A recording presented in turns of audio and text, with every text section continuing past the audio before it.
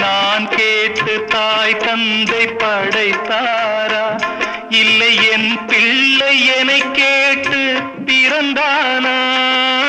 தெய்வம் செய்த பாவம் இது போடி தங்கச்சி, கொன்றால் பாவம் தின்றால் போச்சு இதுதான் என் கட்சி.